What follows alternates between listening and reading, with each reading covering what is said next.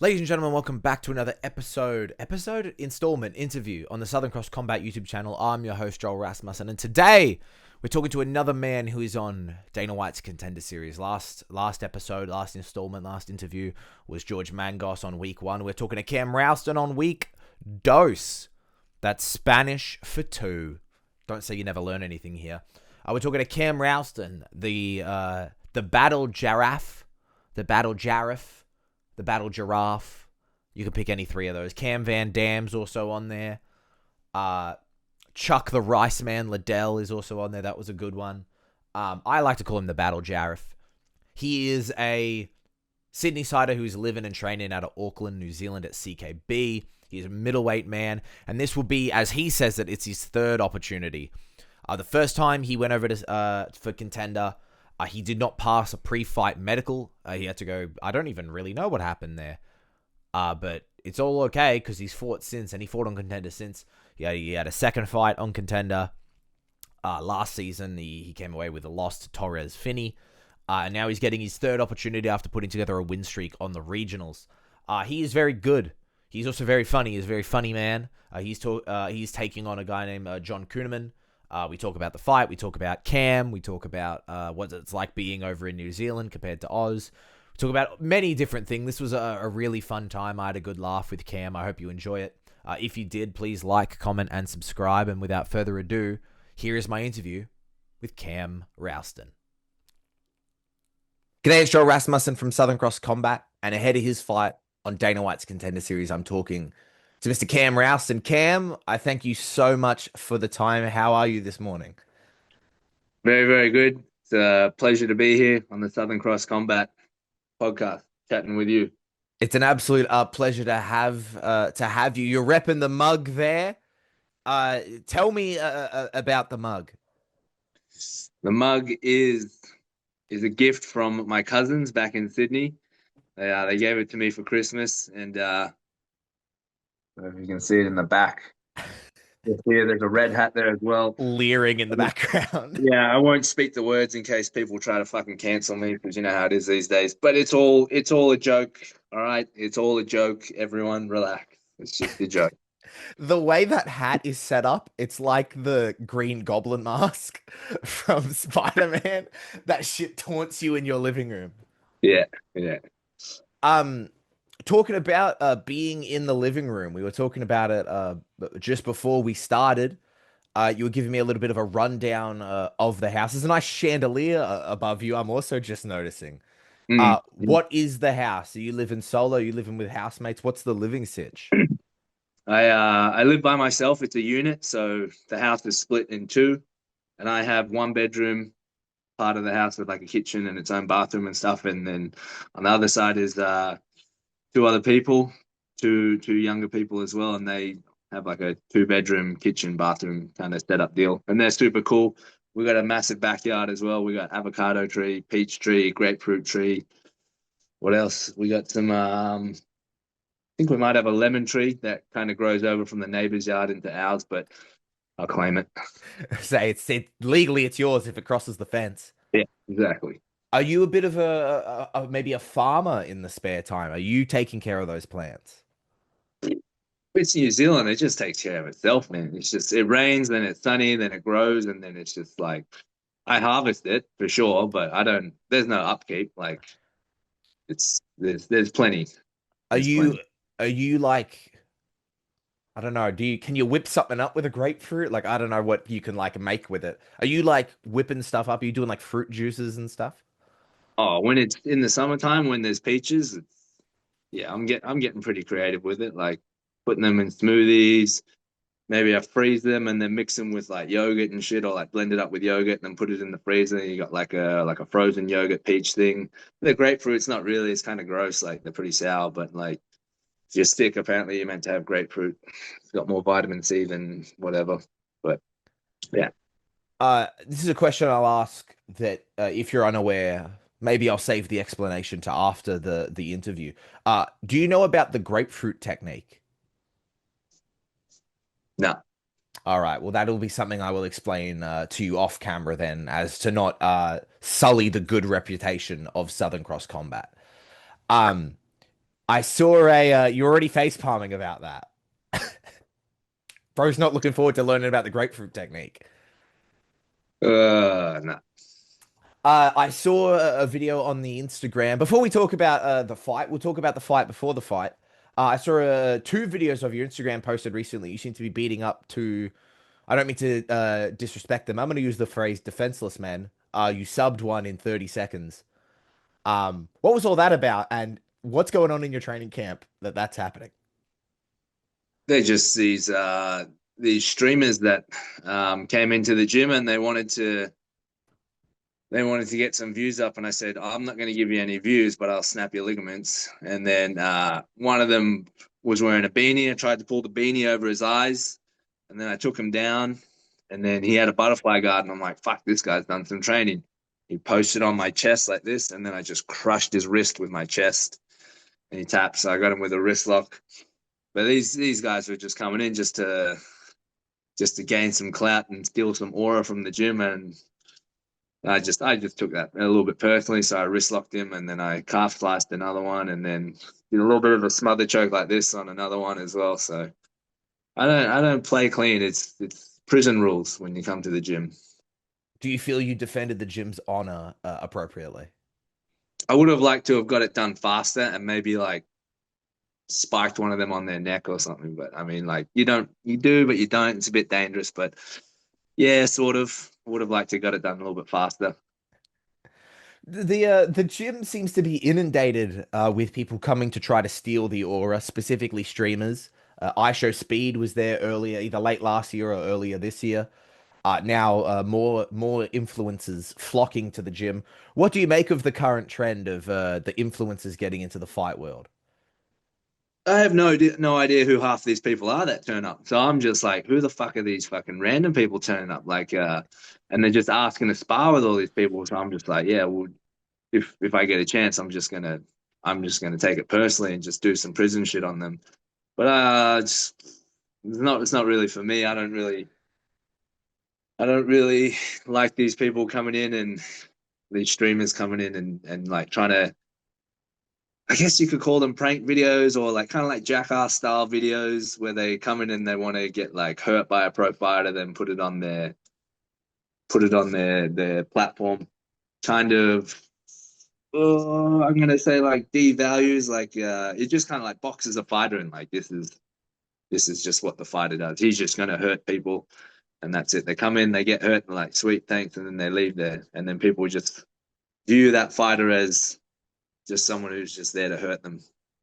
Look, there's a bit more than that than just hurting people. Can we get the replay of when you said you want to spike people on your head about 10 seconds ago? Yeah, but I took that personally though. That's the thing. If they come in and they're like, if they join the gym and they hang around for a bit and then they do some jiu-jitsu classes, they're like, oh, it'd be cool like if we film like a really hard roll or like a spar. Like, yeah, sweet. But if they come in, no training, and like, yeah, we're gonna do this, you're gonna try and choke me out. I'm like, I'm not gonna choke you out. I'm gonna like try and tear your LCL and your MCL. Talk about people coming into the gym. If we can rewind back many moons, uh, you're a man who we've talked about it in post fights. We've talked about it before. You're a man who's fighting out of CKB, fighting out of New Zealand, repping Sydney. How did you wind up at CKB? Can you take me through all of that? Yeah, okay, yeah.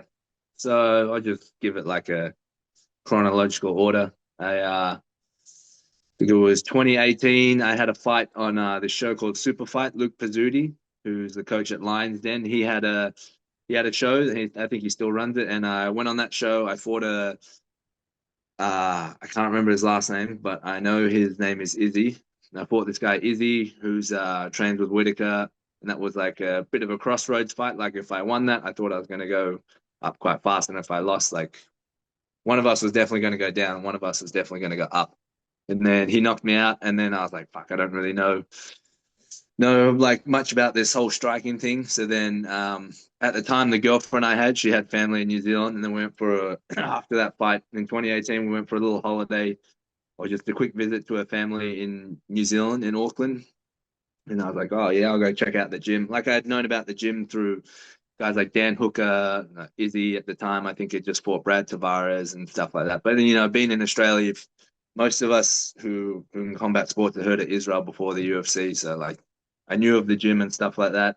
And so I was like, oh yeah, we'll check the gym out when we go there. I went to the gym, did like a week's worth of training, did all the pro trainings and stuff. I was like, fuck, this is pretty thick. They got bodies on the mat everywhere, my size, bigger, smaller, strikers, grapplers, and at the time I was going to about 4 or 5 different gyms in Sydney just to get enough working for a camp. And I was like, fuck, like you can just do a whole camp in one gym and like not have to go anywhere. I was like, oh, that's sweet. And then just looked into it a little bit more. I was like, oh, it's not that hard to move. Like it's basically just like moving to another city in Australia. And so yeah, I just decided, oh, I'll give it a crack at the start of the next year, so the start of 2019. I booked my ticket, a one-way ticket over, packed 2 suitcases, got an Airbnb for a week just to get myself settled, and then moved over, and then that was it. And then I told my mum I'd be back in a year, and it's been 6.5 years now. How did she react? Um, I think my mum and my dad were like quite happy to see me go out and just just do something. Like I'd finished university. I ticked all the boxes that the parents want. Graduated high school, university, like had a couple jobs at the time and stuff like that. Had money in my super and all this stuff. So I was like, it was where I wanted to be. Like I could kind of like go off and do my own thing. I don't think they would have been too mad. So then I think they were pretty happy to see me go and pursue something a bit passionately. What did you get your degree in? I got my degree in sports science. What when you were studying that, getting that degree, wait, were you fighting and studying at the same time or training and studying at the same time? Yeah, yeah. I was fighting and studying at the same time and working. Was did you think you were going to get a job following that degree, or was it like were you literally ticking the box? Were you like, I'll do that, but I actually want to do this? Um, yes, I think like the job prospects for sports science to become like a successful sports scientist is, I would say, like 5% of graduates actually go and work for a professional sporting team. And I was like, I'm not willing to put in that much work into sports science to have a chance to go and work with the Sydney Roosters or go and like work with the Sydney Swans or like the Sydney FC or whatever like that. Like I was like, fuck, I don't want to be the guy holding the clipboard. I want to be the guy fucking running on the treadmill who gets the guy holding the clipboard to write the shit down. I was gonna say now something that you absolutely evidently are willing to put the effort in is the fighting. You mentioned since that Izzy Fitikefu fight and the switch up. If I'm counting correctly, which math has never been my strong suit, I think it's based off what I'm reading here, it's like 7 finishes since then. 8 wins, 7 finishes, I think is what I'm looking at here. We'll say Yeah, it's 7. That sounds good. 7. Yeah. What was the switch up? Not that you weren't stopping people before then. You're very good at doing that. But when you did change, I don't know, I'm asking you this question. We're going back 6 years in terms of training, but what was the change once you made the city kickboxing with the improvements? Immediately something you noticed? Like, what was the change up? Um, yeah, I think the biggest change up was just like a more systematic approach to fighting. What they call in boxing going through the gears, being able to move through the gears in a fight, chip away, chip away, chip away. And the finish will just present itself, or you will just be chipping away so much that you've just end up dominating your opponent by the end of the fight. Now, this is, in your perspective, is this the third Dana White's Contender Series shot or the second? Third. You count, okay, you count the first one. To count the first one, I did the full camp and everything, and I had to go through the whole visa process and all that bureaucratic bullshit. So I'll count that as the third. So this is the third one. For the quick recap for the people who maybe are unaware. First time didn't get the opportunity to fight. Second time fought Torres Finney, who if you know who Torres Finney is, and how he's doing in the UFC and what everyone thinks. And picture that. That's what the fight was. And this is the third opportunity. Does it feel any different? Yeah, yeah, it definitely feels different this time. It was the last time that I went over because they fly you over to Vegas to do some media and stuff like that. When I did all that stuff last year, it was like, oh, yeah, I'm in Vegas. Oh, there's the Apex. Oh, Michael Chiesa's over there in the training room. Oh, shit. Like, can we take a photo with him? Or it's like, a bit like, not shell shocked, but like, just you're a little bit frozen by just the situation. And it's like, oh my God, I got flown out. And then it's like, oh, we're doing like a whole fight week here and stuff like that. And we're doing these weigh-ins with like heaps of media there and stuff. But now it's like I've done it. So I know what to expect. And I'm not going to say it's like an inconvenience now to go and fly over to Las Vegas and fight. It's definitely a privilege for sure to be flown over there to have everything paid for. But it's like, it feels more business-like this time. I feel like less of a fan, I guess, and more it's business. It's just I know what to expect. Yep, we're getting in this day. Yep, this happens at this time. Yep, we do a check-in, and when we check in, this takes half an hour. Blah blah blah. It's done. And so it's like it's way more business orientated. Is that a switch up to all of fighting? Has your perspective on all of fighting changed to kind of be like that now that you are right there? It's not like in a few years we'll get to the UFC. You're on the doorstep. Yeah, yeah, I'd say that that business mindset of it, or treating it more like just treating it more professionally.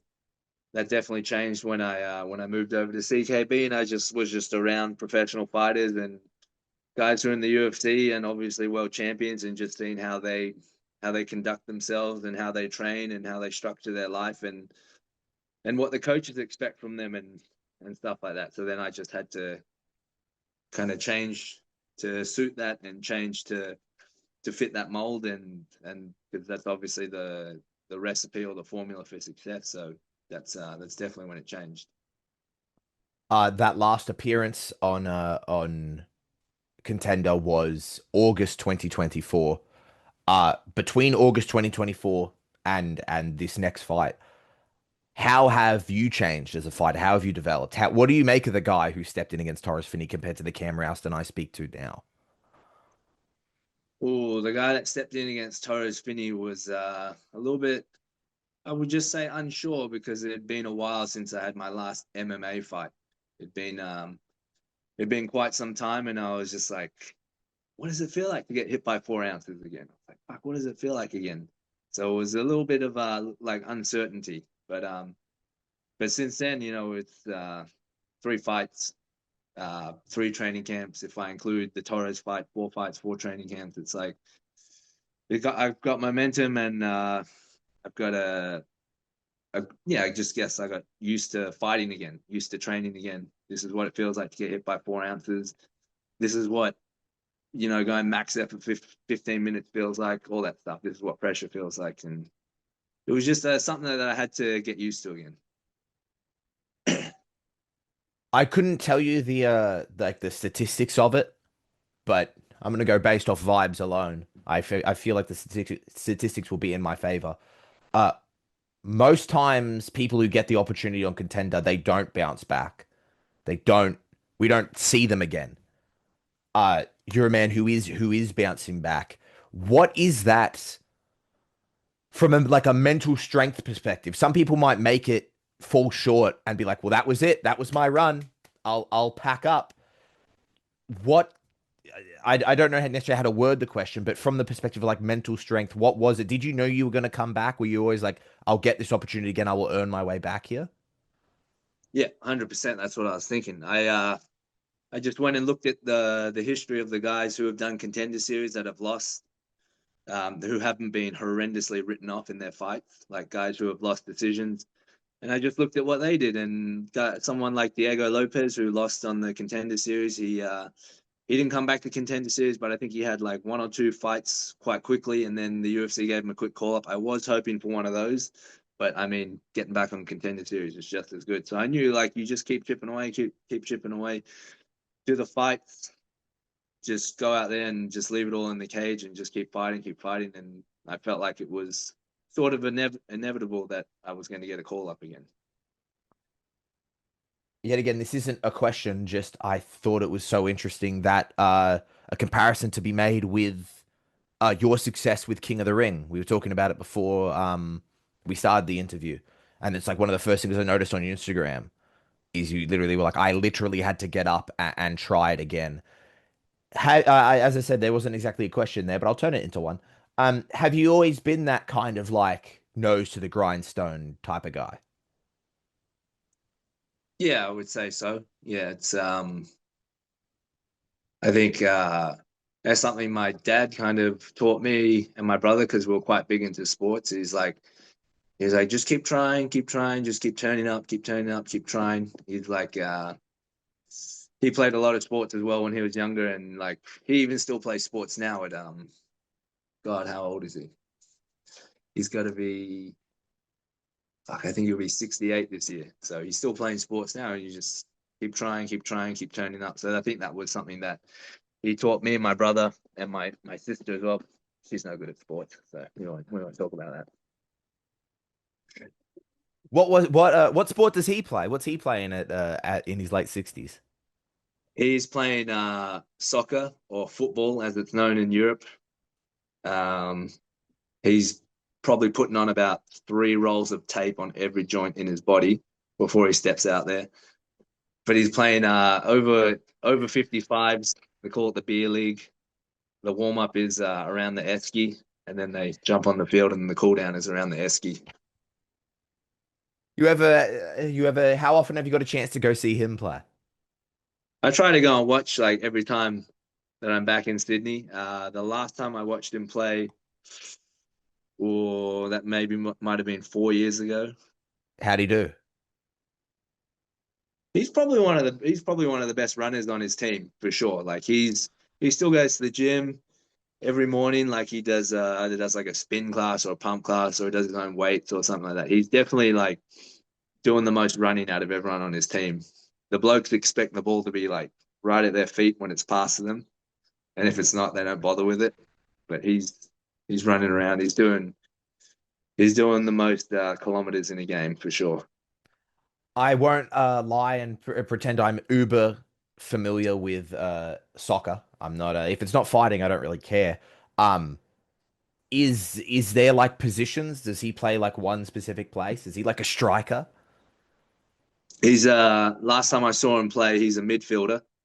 So for most of the people that watch football, that's the you do the most running as a midfielder. You have to play defense, you have to play attack and offense as well. So he's like, yeah, he's running a lot. Was it always fighting for you? No, I didn't really get into. I didn't start at a fight gym till I was 18 because my mum wouldn't sign the waiver when I fought at home. But I started with basketball. That was like my main sport when I was about 6, and then basketball got real serious at about 13 years old when I made like the Metropolitan representative team in North Sydney Bears. That was the rep team I played for. Played with some great men in that team till about age 17, and then after that it was like, well, I'm not getting into the NBA, so better choose another sport. And then why was it fighting? It was fighting because like I'd always watched the WWE. I was watching the UFC from like probably watched my first UFC event in like 2010. When was Brock Lesnar over him? That was 2011, I think. 2011, 2012. I think it might have been like a New Year's Eve or something. I went over to my mate's place, my mate Ben and my mate Wazza and Jacob. I think we all went around there, had some beers, and we weren't 18, had some underage beers, and then watch watch Brock Lesnar just get his small intestine kneed into oblivion by over him in about a minute. You're a big a WWE guy. You're a fan, and you mentioned there that fandom of WWE turns into a fandom of the UFC. When Brock lost, were you like, no, not my guy, that's our guy, no? Uh, a little bit. I was just kind of still, because I wasn't super into the UFC at that point. I just kind of thought, oh, it's kind of like WWE. They have their they have like their favorite matchups, and I'm like, surely Brock's gonna win, like former world champion, like all this stuff, and he's a beast, man. He F5'd the Big Show, the ring collapses. No way he's gonna lose to over him. And then I was just watching it. I was like, what the fuck is this? Like, You should have gone for who's the this? F5, dude. Yeah, Who's this guy with muscles coming out of his eyeballs? F5, Brock, hit the F5, and he's like laying on the Who just hit ground. the F5? Yeah, It's fuck's sake, man. embarrassing. Uh, we are, we've talked about the past and the road here and such, but there is a man that stands in front of you. There is a date. Uh, Jon Kunneman. What do you make of Jon Kunneman? Uh, he's a diabetic. I know that. That's his shtick. He has type 1 diabetes. He has actually a very nice man because I met him in Las Vegas when I went over there this year for my media. Uh, I was just checking into my room with my second that I brought with me, Waka, and the door across the room when we were putting the little key card in the door handle to unlock it, the door across the hallway opened up and this voice goes, "Oh, Cameron Rowston," but obviously in an American accent. And I turn around and it's Jon Kunneman. And then we just had some small pleasantries like, "How you going? Yeah, I'm good, mate. How are you? Yeah, good, good. Oh, it's really hot here, blah, blah, blah. Haha." Then we laughed and then we shook hands. And I gave him a very firm handshake, and he gave me a very firm handshake. And I just kind of, I don't know, like this, like a little bit of a size. I've had a look at his mitts as well. He's got some thick mitts, so I know he'll have some strength. And that was, I think that was actually really good to have that kind of like a little interaction. But he was very, very respectful. Yeah. Did you try to like make a bunch of noise to keep him up across the hall? Um, I was thinking of getting reception to do a wake up call at about 3 a.m. for his room. Should have. I thought better of it. He's a man of God, so he's got God on his side. I don't want God against me, so I like to keep things even, 50-50. Who's that's fair. That's very fair. No one would blame you for that. Where are these we mentioned the appreciation of wrestling before. You've cut a very good promo before in the past. You a bit of a heel heading into this one, Cam. Do you enjoy being the heel? I did have I did have a bit of an epiphany after my last Contender Series fight, and I was like, "Fuck this baby face shit is it's just not for me. I'm just sour all the time now. When I walk into the gym and I'm the oldest bloke on the mat and I'm just fucking sore. The joints don't move as well as they used to when I first got to the gym. I got guys like Brody Markey and Nixon who weigh about 15 kilos less than me, but they're about 11, 10 years younger than me. It just makes me really bitter and salty and angry at them. It's not my fault. They made me the heel. These young kids come in, I have to compete with them, and they just fucking go, go, go, go, go. They have a sip of Monster and they come back and they go, go, go again in the afternoon. I'm just like, fuck. Then I just have to use my anger at them to fuel my training. And then that anger carries over into the fight. So, yes, I'm most definitely a heel now because it's just not being a baby face just is not working for me. I was gonna ask, you kind of answered it there, but is that, yeah, you're building up that anger to then project onto your opponent? Yeah. Jon Kuhn will pay for what Brody has done. Jon Kunneman is going to cop. He's going to cop everything I wanted to do to Nixon Suttons and Brody Markey. just because they're younger than me and have more energy. Uh, you mentioned there, you know about how did the diabetes thing come up? Did he mention that to you? How did you know about that?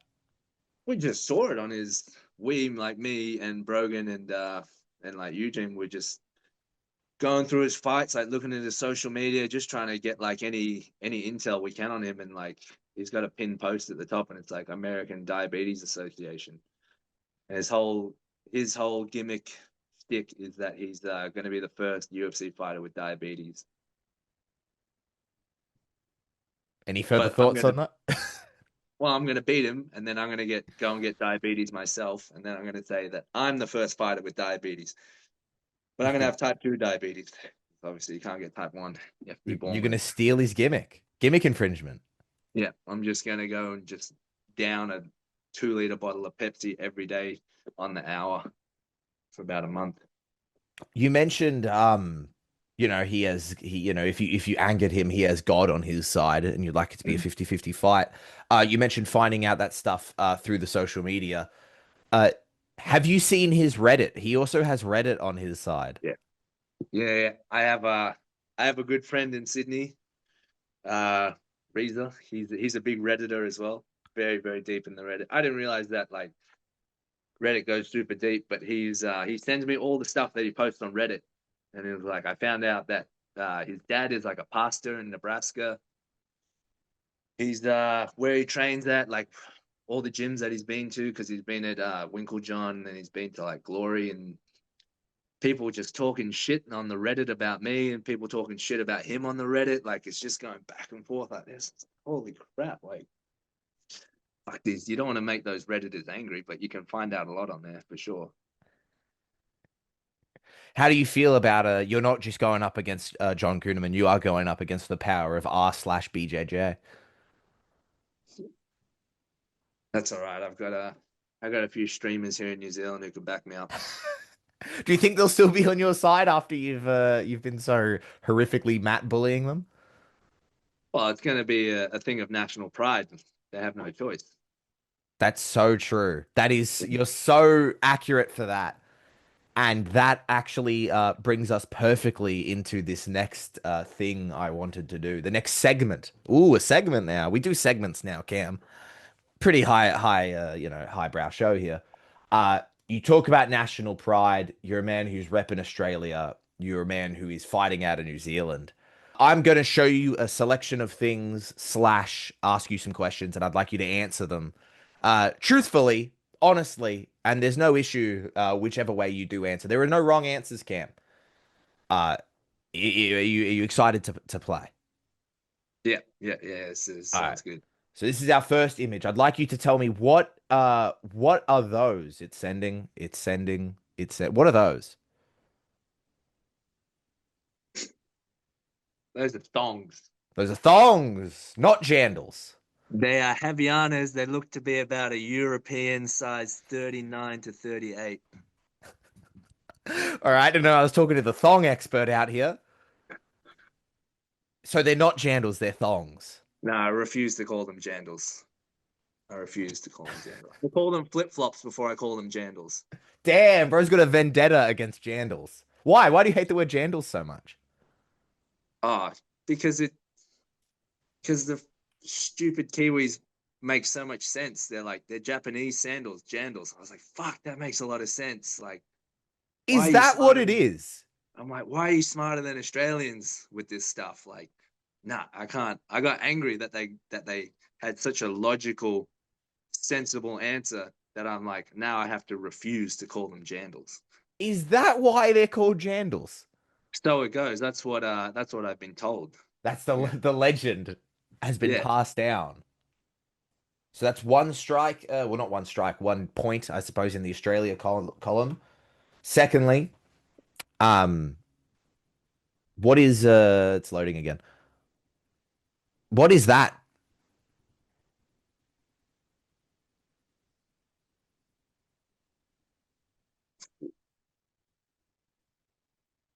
I would call that a corner store. All right, well, that isn't an option. Mm. Yeah, I'm not calling it a dairy. So then is it what? Is it a milk bar?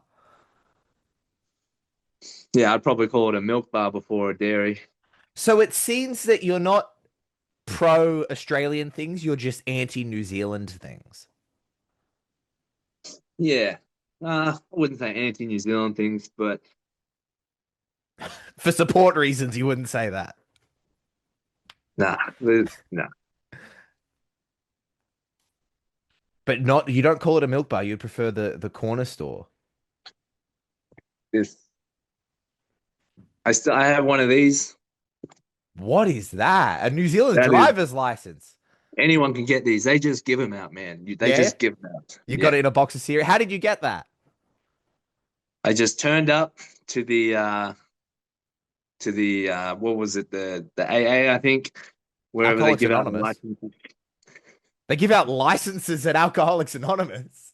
Yeah. This is my sobriety card.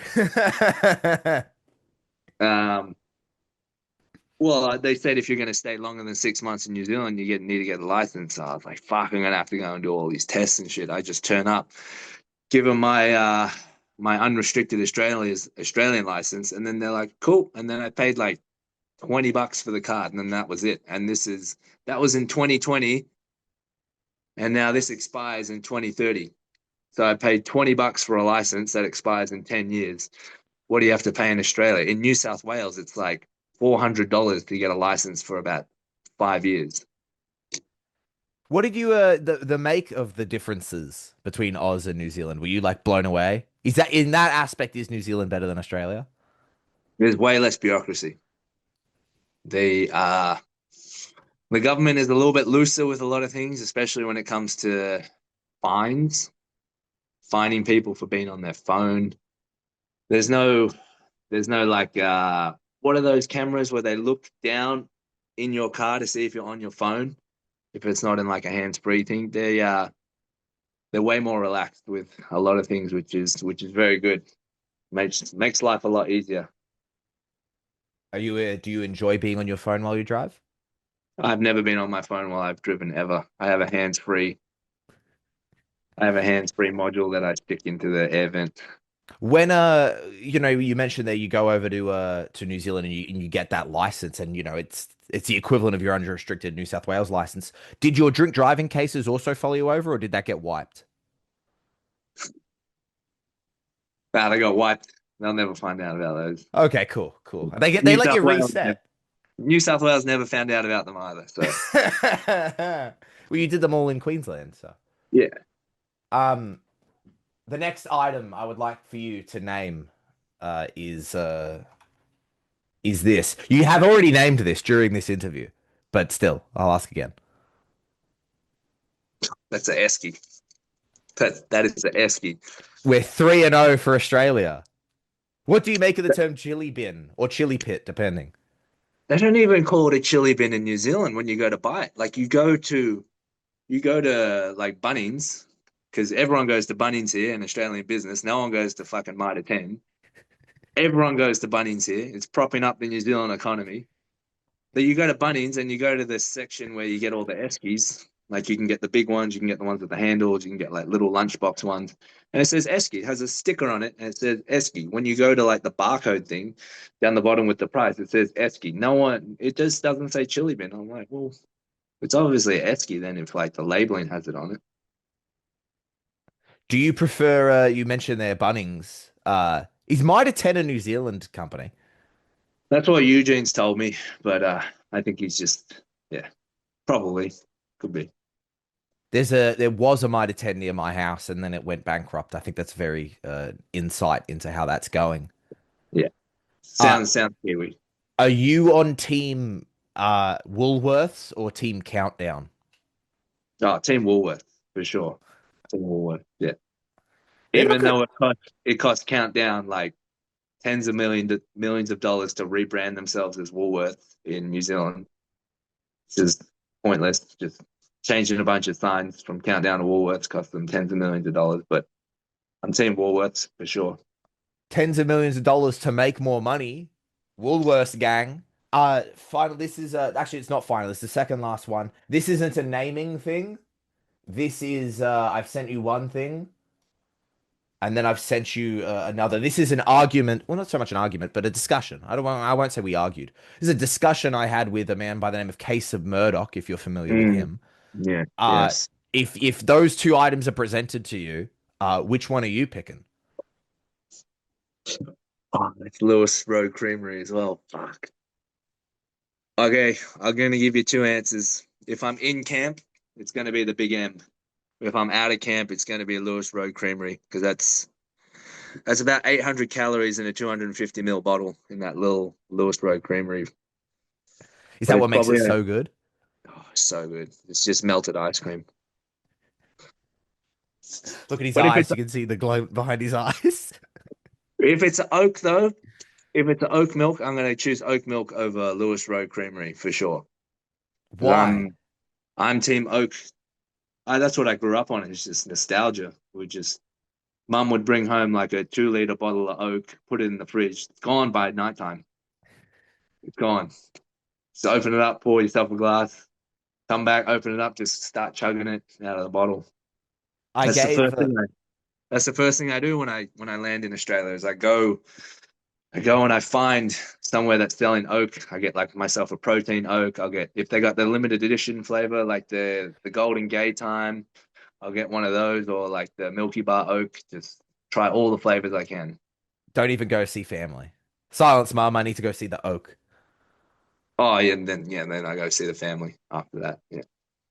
I after Kaseb's last victory, I couldn't get him any. I told him I was going to get him some Lewis Road Creamery. I couldn't get any. They wanted me to pre-order the milk, which is a whole thing.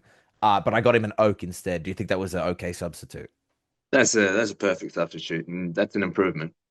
He didn't seem too happy about it. Well, he seemed happy about it, but he would have preferred the Lewis Road Creamery. Maybe it's There's because he no can get ple it all the time. These boys from Dunedin, there's no pleasing them, I tell you that. They're just too hard to please, these boys from Dunedin. Well, so far, where I think if I'm counting that as Lewis Road Creamery, we're 3-1 in favor of Australia or 4-0 in favor of Australia. What could New Zealand do to please you, Cam? Oh, they need to. They're really big on bakeries here. The pies are terrific. I'm not going to say anything bad about the pies.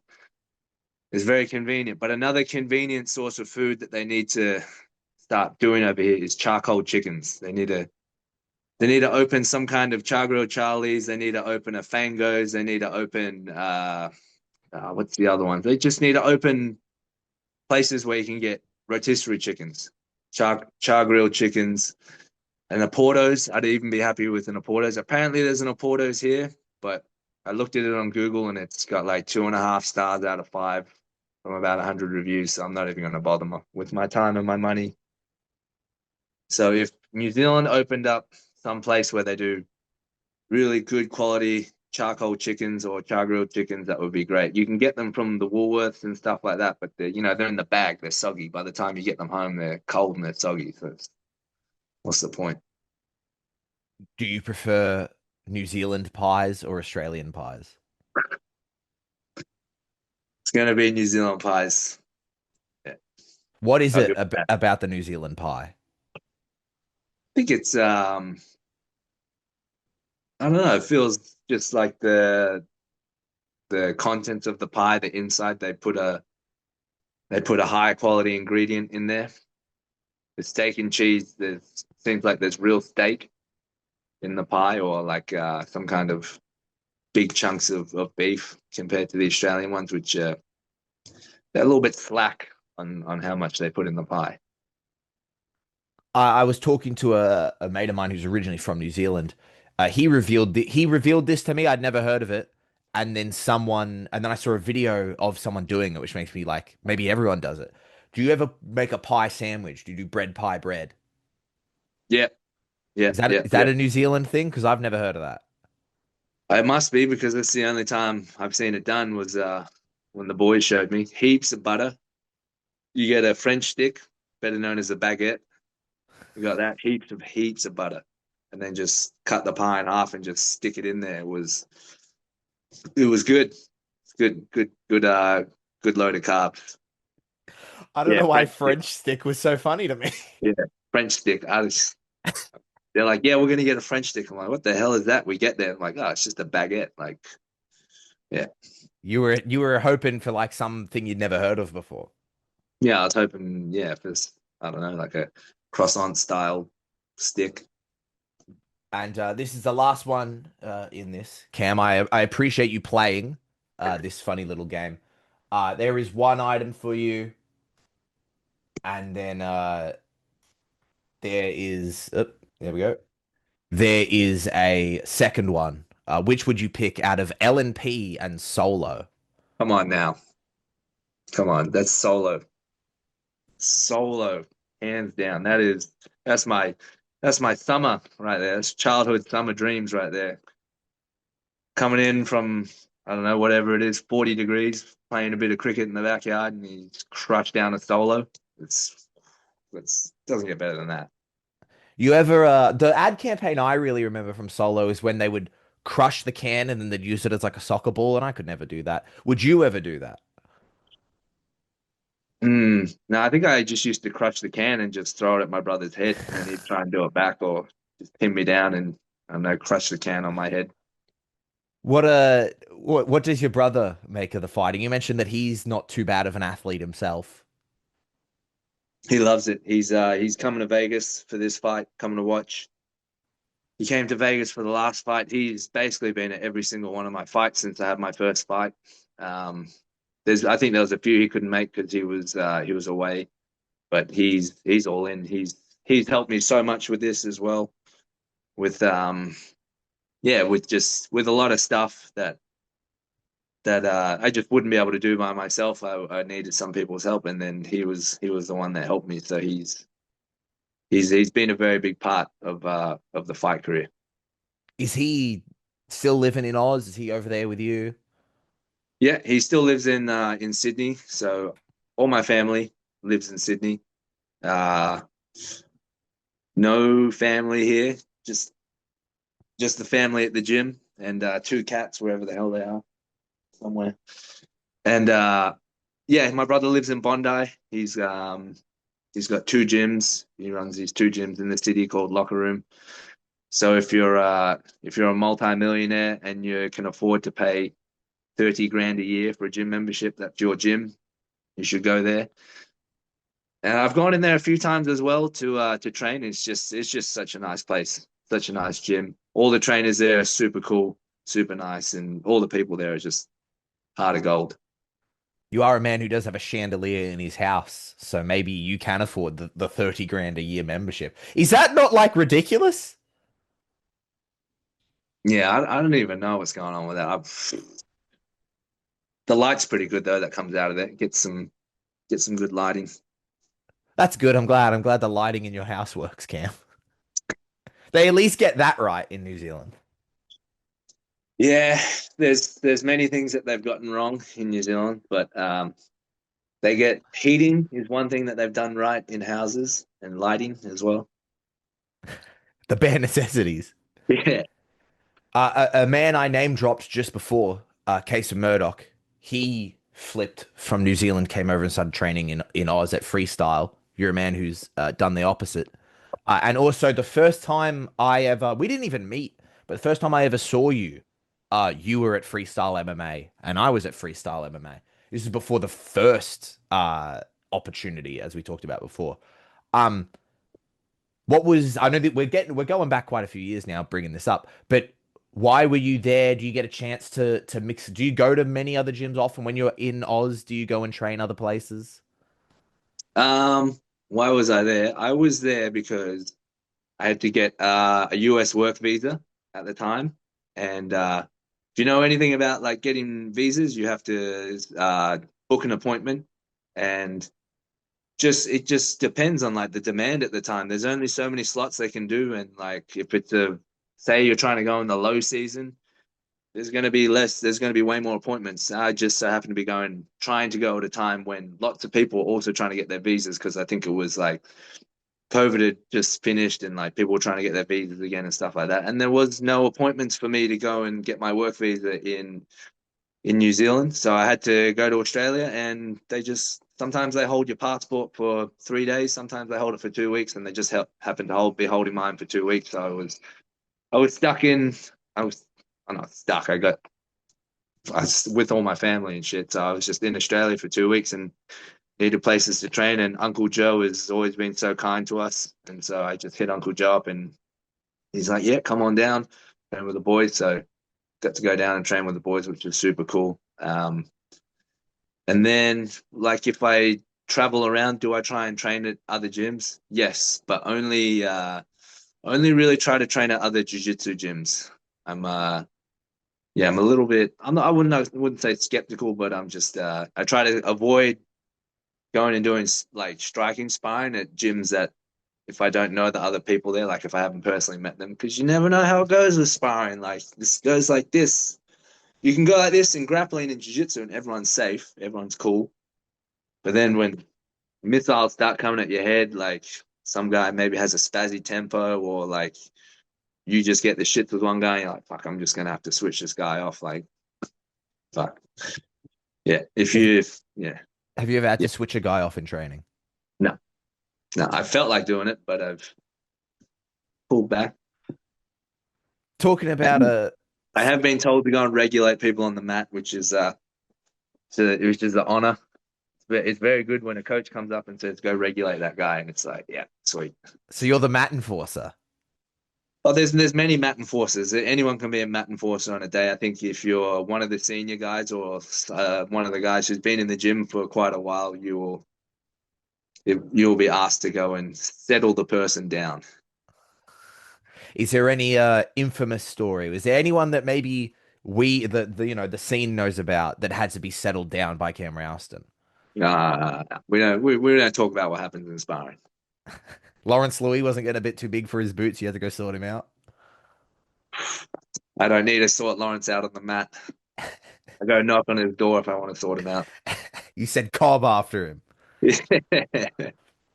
But talking about switching people off and turning people's lights out, uh, you mentioned that you like to go and train, grappling at other places. You're a man who has 7 submission wins on your professional record, but you are, as I mentioned before, a 2-time King in the Ring winner. For those who don't know, King in the Ring, very, very, very high level striking tournament in New Zealand, and Cam did it twice. Uh, what? Why this? Why do you prefer the grappling over the striking when you evidently can strike? Just like to control another man. It's a good not in that way. It's a good way just to impose your will. I think just to just to let them know, hey, this is my fight. Like this is you can really drain someone else through grappling. You can drain people through striking as well. But I think having the ability to dominate the grappling or being able to control the fight with the grappling is way more what's the word uh, discouraging to the opponent, yeah, than striking. Jon is the guy who also has quite a few submissions on his record, equal amount, 7, as you. What do you make of Jon's grappling? He's a strong bloke. Seen a video of him deadlifting something like 500 pounds or something like that. So I feel like his grappling is going to be a lot of strength based grappling, which is perfect. I got trained with many, many strong people. Did you feel that in the handshake? Uh his handshake, yeah, it was. I mean, it wouldn't. He wasn't trying to squeeze my hand too hard, so can't put too much into the handshake. But it was firm, firm. When I went like this, and I pushed the other person's hand when I go to shake it, it didn't really move back like this. It kind of stuck. It was quite stiff. How did that change your game plan? What was post handshake preparation like compared to pre handshake preparation? I knew post handshake that we really needed to target the diabetes if we're going to win. How do you plan on targeting that? Uh, the pancreas sits just here, right behind the large intestine. So it's large intestine, I say ribs, muscles, large intestine, pancreas. So hitting deep. You're gonna do like maybe the Bruce Lee 1 inch punch. Yeah, exactly. Yeah. We talked about wrestling earlier. I hope I'm not the person to break this news to you because that Mm. would be funny. Maybe we get a live reaction. Hulk Hogan died. Yes. Yeah. That was big. That was big news in the gym this morning. We had a minute of silence for him, and then we carried on with our wrestling training while just playing real American over and over and over again. How how what is your reaction to Hulk Hogan dying? What are your thoughts? I thought he's done really well for his age. Like a guy who's taken that many bumps, done so much wrestling in his life, and just even just like seeing him walk around and move, like I'm like, fuck, this guy's like moving pretty good for his age, and like the amount of wear and tear on his body. Like you look at someone like Jake the Snake Roberts who can fucking barely get out of his chair, and like Hulk Hogan's just was moving so good for his age. I was very surprised that he actually died. Like I didn't think it was going to happen just because he looked so healthy. Might be the tan and the hydrogen peroxide in his hair, but who knows? I hope it's not the hydrogen peroxide, otherwise I'm in trouble. There has been a change officially in the nickname now, I believe. I don't know. Tapology used to read Cam Van Dam. Now it officially reads the Battle Giraffe. Yeah, Why the official change to the Battle Giraffe? I didn't change it. Fuck, who the fuck changed that? I have no idea. Um, it sells well. It does. The merch sells really well. I didn't realize how well it would sell. I used to have an old school Cam Van Dam t-shirt where it's like the stencil of Van Dam from Bloodsport doing the splits. But this is the merch is sold very well. A lot of people have gotten behind it, which is really cool. Especially like people in the gym like buying the merch for their children. I was like, right, yeah, Maybe you sweet. do need to turn face. No, no. These kids are gonna have to learn one day that it's not all baby face, you know. And I the bet it'd kids, be me that teaches them rather than someone like fuck, I don't know, Lawrence or Brody. Fuck. You don't want those guys. You don't want or them to or any of the streamers that show up in the gym. no. If people want to cop the merch, is there a way that people can get the merchandise? They will have to DM me, Cam Rowston, on Instagram, and I will add them to the list for orders. I do international shipping, but it will be at an undisclosed time. The ETA is pending for those. But if you're in New Zealand or Australia, I don't count Australia as international shipping. If you're in New Zealand or Australia, I can ship it pretty fast. What is there? There's obviously the beautiful hat that you're wearing. Now this is just turning into an ad. There's a beautiful hat. What else? What else fantastic Battle Giraffe merch can people purchase? Well, I've reduxed the logo this time. Bit more of a heel giraffe. Maybe I can chuck it in the group chat, also in the little chat, and then you can see. Yes, I'll put it up on screen now. Yeah, so I redid the design, just a little bit more attitude for the giraffe, and I decided to chuck this one on a t-shirt, and it seemed to get a little bit more traction than the last one, There it is. and I've got a embroidery guy who's putting that logo on hats as well. So I have hats, I have shirts, and the same design on the shirt will also be on like crew neck pullovers and hoodies. Damn, the full winter collection. Yeah, it's cold here. It's cold in New Zealand. And why not buy a Battle Giraffe pullover? Why did this turn into an ad? I don't know why. Cam, I like you enough. I'll give you the free plug.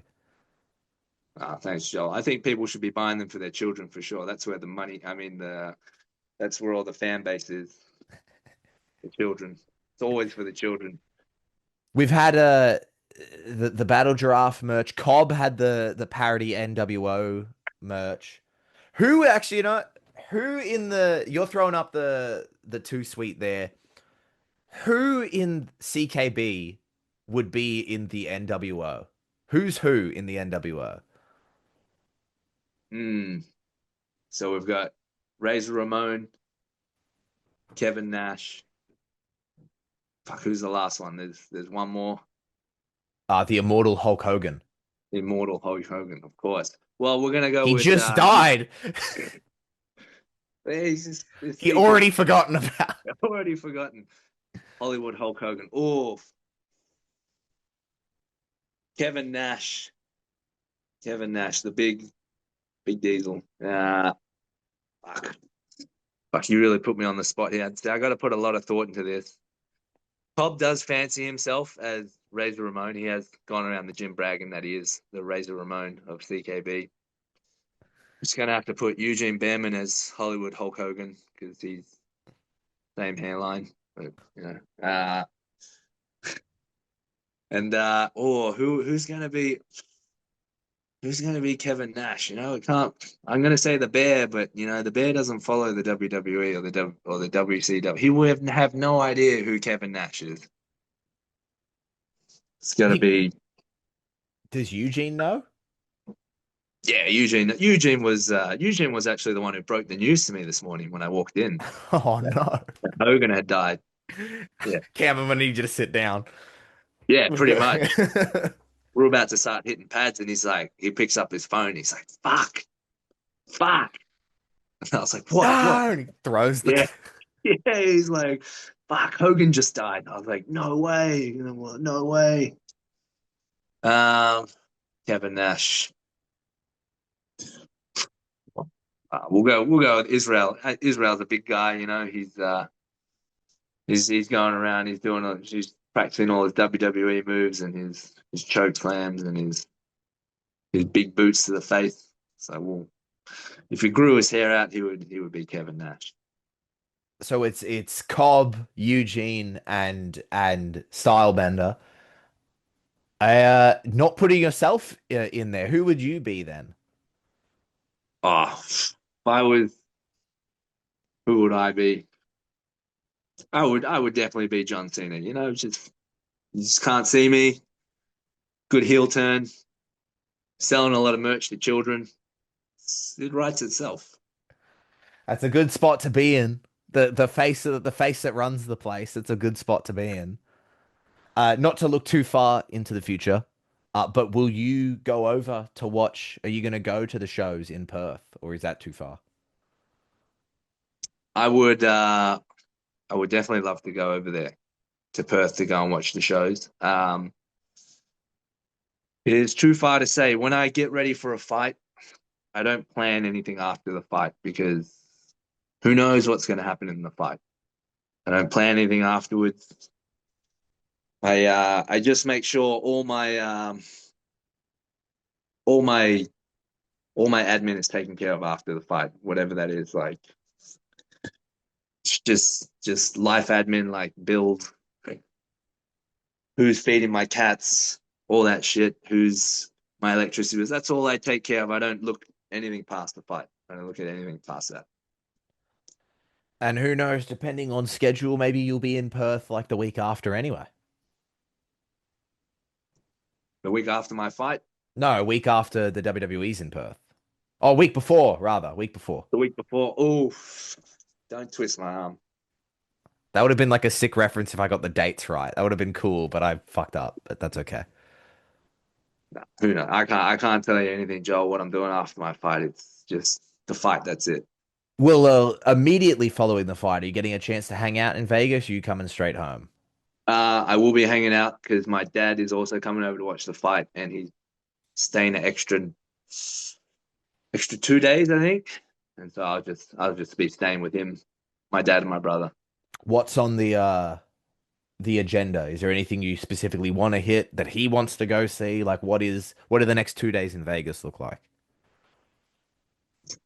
Definitely want to go to Denny's, go to IHOP, You go have get Denny's in New Zealand.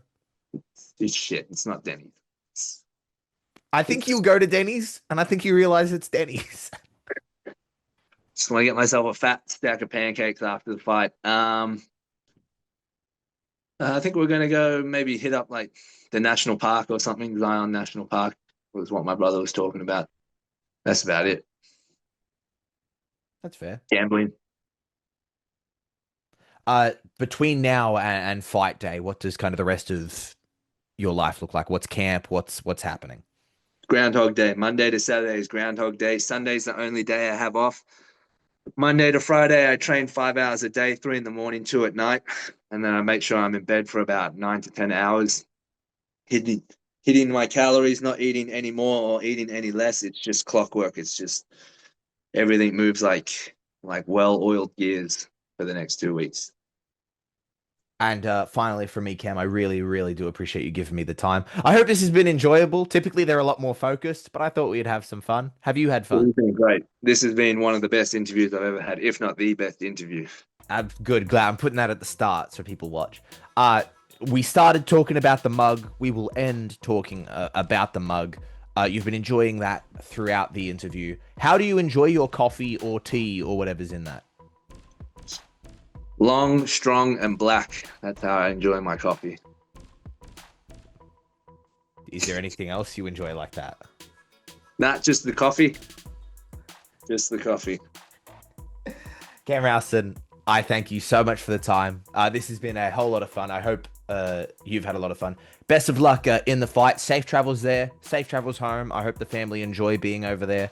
And hopefully I'll talk to you again soon. Thank you, Joel. Much appreciated.